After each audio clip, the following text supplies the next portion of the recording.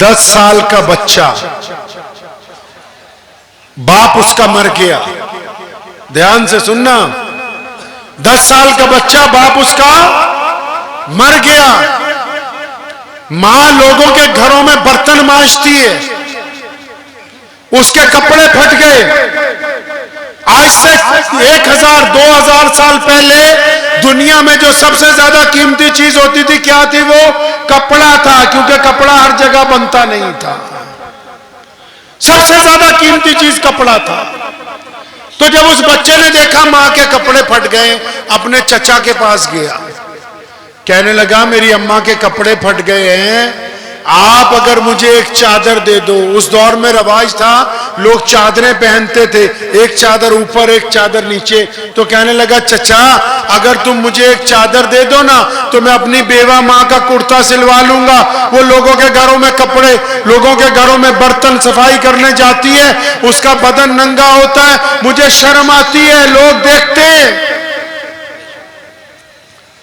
अब चचा के दिल में रहम आ भी जाए तो चाची नहीं मानती है? अगर घरों में इत्तेफाक भी हो तो चचा मान भी जाए तो चची उंगली लगा देती है। अब वो चचा और चची दोनों कहने लगे तुमने तो काम ही यही पकड़ लिया है। कभी आ जाते हो सब्जी मांगने, कभी आ जाते हो बाल्टी मांगने, कभी आ जाते हो बिस्तर मांगने। तुम्हारा बाप क्या मर गया? तुमने तो काम ही यही पकड़ लिया। वो बच्चा मायूस होकर रोता हुआ जब उस घर से निकला, वो सड़क पर चला जा रहा था, किसी बंदे ने उसे देखा, रो रहा, पूछा बच्चे क्यों रोता है? कहने लगा मेरी माँ का कुर्ता फट गया है। चचा के घर गया था कपड़ा मांगने, चचा ने जलील करके निकाल दिया। मैं क्या करूं? उस बंदे के पास भी कुछ नहीं था।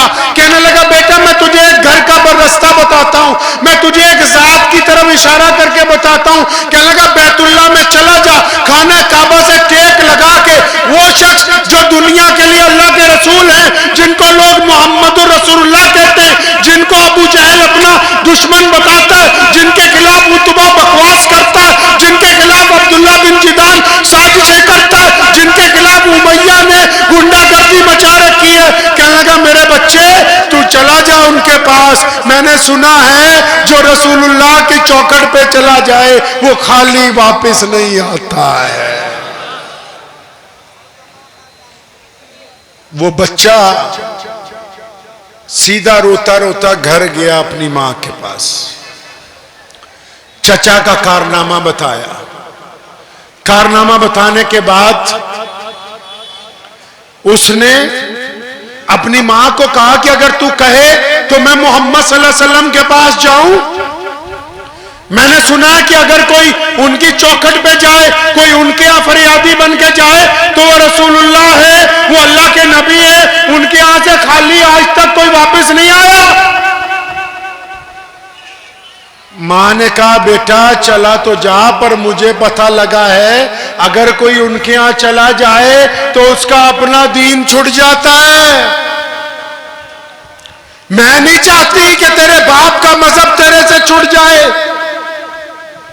तो उस बच्चे बहुत तेज होते हैं, आजकल भी 10 साल के बच्चे कितनी बातें करते हैं, कितने सवाल करते हैं। तो उस बच्चे ने अपनी मां को कहा, कहता अम्मा जी तुम फिक्र ना करो, मैं जाता हूं बैतुल्लाह में और मैं उनको मिलता हूं जो अल्लाह के नबी हैं, लेकिन मैं उनको कह दूंगा कि मैं आपका दीन कबूल नहीं करने वाला, मुझे मेरा जो काम है वो पूरा कर दो। मैं फिर कहता हूं कोई है दुनिया में ऐसा कायद, है कोई ऐसा सरकारी ओहदेदार, है कोई ऐसा लीडर कि जिसको कोई बच्चा जाके कहे कि सुनो जी मैं आपको नहीं मानता?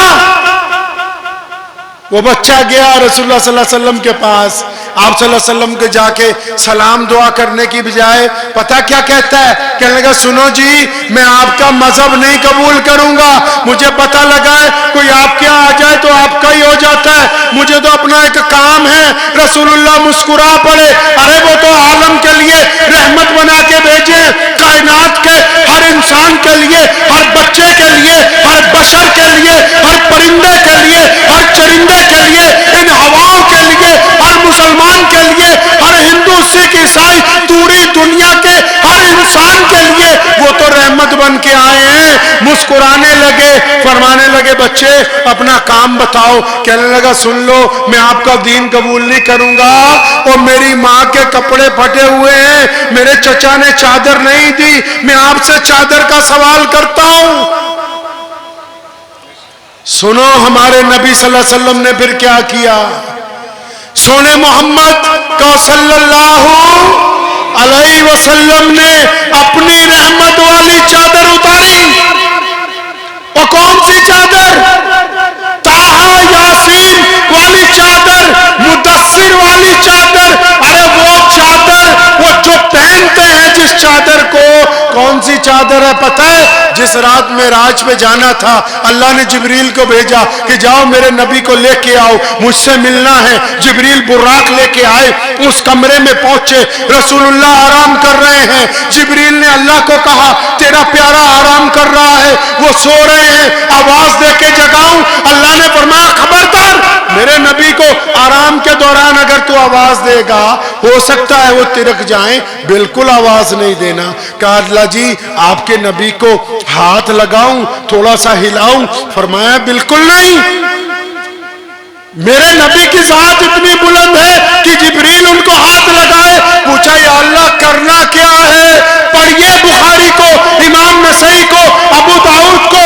अल्लाह ने कहा जिब्रील से, जिब्रील मोहम्मद रसूलुल्लाह के पैरों की तरफ हो जा, झुक जा, अपने दोनों होठ रसूलुल्लाह के तलवे से लगा दे ताकि उनकी आंख खुल जाए, उनको पता लगे कि जिब्रील आए हैं।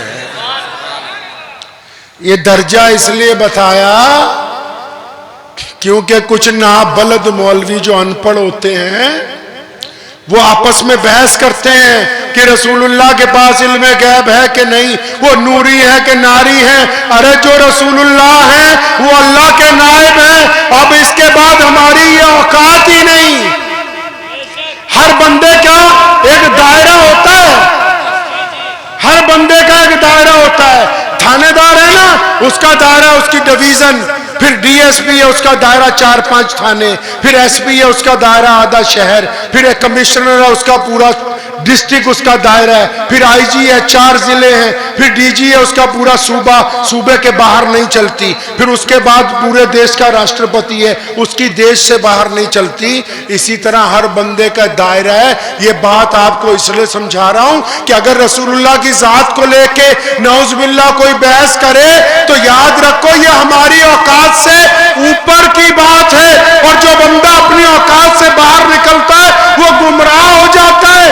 अल्लाह है और फिर रसूलुल्लाह है, और रसूलुल्लाह को अल्लाह ने कौन सी इज्जतों से नवाजा ये अल्लाह ही जानते हैं। हमारी इतनी हैसियत नहीं कि हम रसूलुल्लाह के बारे में बहस करें।